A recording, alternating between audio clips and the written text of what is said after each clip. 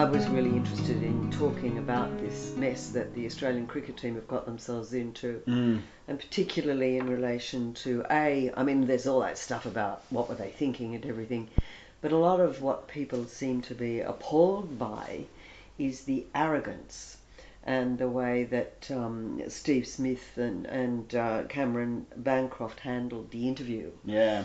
Saying, there's no remorse. You can't hear any remorse. And in his defence, he came, and probably one of the mistakes that he made was he came straight off the field into that interview. So rather than getting the opportunity to think about it clearly with a clear head, what's my strategy going to be? How am I going? And actually getting in touch with why should I feel sorry about this? He just kind of went out there and did the kind of default thin apology that's not very sincere. Oh yeah, all of that jargon and stuff. Everybody out there saying, I didn't believe him. I didn't believe the apology. Yeah. There's two very distinct things that need to happen. One is the content of the message, and the other is the way that he's speaking as well. Yeah, and he failed on both. Yeah, he did. And I think that echoes of the way politicians speak. So he's using, and actually I'm taking that from Gideon Haigh, who was on that podcast this morning. Oh, Tracey Holmes' podcast. Yeah. Fabulous. Yeah, and didn't she sound sincere? She when she was talking about it. Yeah, but he mentioned that there was this kind of evasive quality to it that is very similar to how our politicians speak, and I think it's abrasive. I think we get our backs up when we hear that kind of quality. When you're using language like, well, I'm going to steer the ship, back towards success and under my leadership, blah, blah, blah. Mate, you're not a politician, number one. Number two, why are you spending your effort and energy trying to save your career at this point? That's what you sound like you're most afraid of. Oh, exactly. All we could hear was his ego. Yeah. And I think that's what the hubris, the arrogance, that's what's got Aussies and probably around the world, but certainly Aussies' backs up.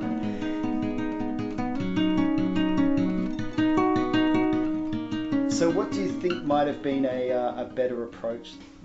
Do you have anybody in that arrogant team who is remotely? Was there anybody in that room who went, hang on a sec, give them the media stuff to do? Because we sure as hell didn't believe anything that those two said. Yes. I saw some good advice. Set an intention beyond forgiveness. So in this case, he came out, his intention was to salvage his career. Yeah. The apology should come with the benefit of the game and the reputation of the team in Australia, trying to bolster that as being the action that they want to have come out. Yeah. And that means thinking beyond your own ego. That means the capacity for some kind of self-awareness. Being able to actually reflect on what was done wrong. Say I'm sorry. And we were talking earlier about Louis C.K. and how he just literally didn't say I'm sorry.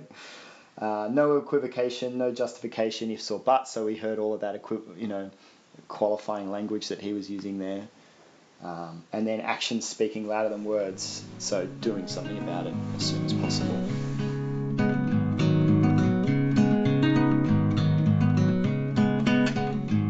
So now we'll just have a look at the video of the press conference, just a short version. First up is Cameron Bancroft. Well, I saw an opportunity to potentially use some tape, get some. What? So first of all, this is the first time there he has any eye contact. His eyes are down, and his voice is again coming out of a little disembodied thing like that. There's no heart or soul in it. But the language, I saw the opportunity, and generally we associate opportunities with good things. Oh, I've got the opportunity to be in this cricket thing, or there's an opportunity to grow. We don't say, I saw an opportunity to cheat. Well, that's a weird tension. And to use some tape potentially. Yeah. Who uses that word? These are filler words. They're like corporate jargon words. Yeah. They're words that they've seen people use in the press, politicians. Yes, well, we saw an opportunity for some significant growth potential, and I know, I agree, but I think that I guess you sat in there and said, I know, let's cheat. But it's the same mentality that if you're sitting there in front of the school principal, caught red-handed with the biros in your bag that you nicked, and they're saying, why did you do it? You can't say, oh, I'm genuinely sorry. I was just bored and wanted some stimulation, whatever the real reason. I saw the potential opportunity to, get some new biros. Yeah, but this is more than your biros. Plus, also, I think if you gave that script to an actor and said, put a different spin on it, I suspect what you would get a lot of the time is, and I saw an opportunity to potentially use some tape and really change that, I guess, the ball's trajectory. It's the language of, yeah, you little beauty, but he's trying to do it like a sad person. I mean, the whole thing is just a conflict. Yeah. But I guess once I was, cited on the... I'm sorry, freeze it again. Look at that. I guess once I was cited, I started to panic. Had I not been cited, I'd have gone ahead and felt great. Yeah. That obviously resulted in me shoving it. That obviously resulted in me. Shameful. We spoke about it at lunch, and I'm not proud of it. Well, that's... it's... What's this not within the language? spirit of the game. My integrity, the team's integrity. I don't believe a word. Leadership groups' integrities come into question, and rightfully so. Please pause. I'm just going to blow it. Because it's all on the one note. My integrity. You should go in there, mate, and talk about integrity. Team's integrity. He's seen somebody apologising for having an affair, a scandal blow up. Or he's watched remember when our swimmers had to go on and they did such a ratchet job of apologising. Yeah. And then had to try it over again and again. And then somebody had to get on a plane and go over. Yeah. And say, okay, swimming team. Do you think it's something Australians do especially badly? Because look at the expression on his face while he paused it there. He's like furious. He got caught. Well, he's just sort of like, he's got that. But very arrogant. Oh yeah, so what? Yeah, oh, God. And that's the mentality. And there are only a couple of people, that are saying, "Come on, let's not blow this out of proportion." The South Africans do it all the time. It was what? Yeah, exactly. And in actual fact, we've had a couple of cricket scandals over the years, not a huge amount, and this is significantly the worst by a long shot. Well, also, I mean, as far as why you and I are doing this, it's that they did it, which is a whole nightmare. Yeah. But that they then handled it like this is what people are talking about. Yes, exactly. The way they then tried to con us. Yeah. The way they tried to downplay it, and the disingenuous way that he's quote unquote apologising. And I think I'm not even sure he's trying to downplay it. I think this is as small as he genuinely thinks it is. Sure. I think we're hearing the degree of care that he actually has. You're right. Yeah. We can hear it. It's like a great big dog coming in, a big, massive dog coming in and going, if you think I don't believe a word you're saying, this doesn't jibe with who I know you are. Yeah. It's certainly not on, and it won't happen again. I can promise you that under my leadership. I'm embarrassed. I know the boys in the shed are embarrassed as well. Yeah, embarrassed you got caught. And I feel for Cam as well. It's not what we want to see in the game. It's not what the Australian cricket team's about. But it is.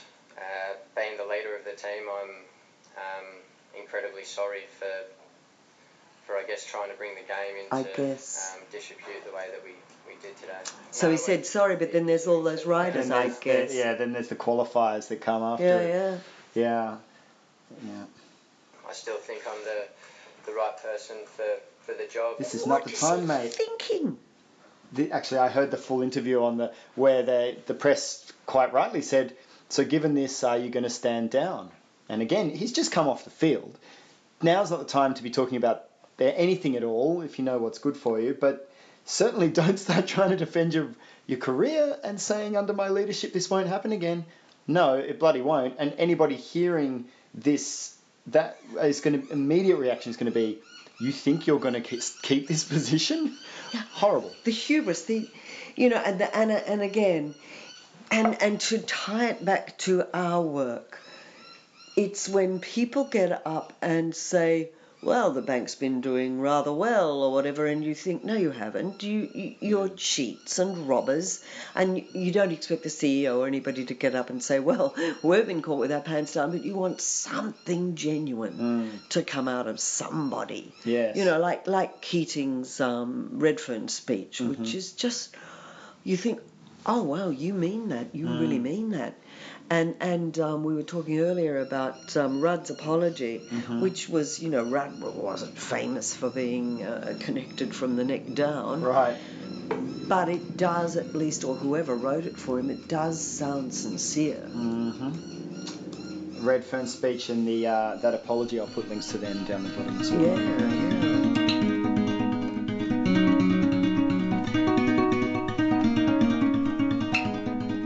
Okay, well, I think we've solved that. Yep.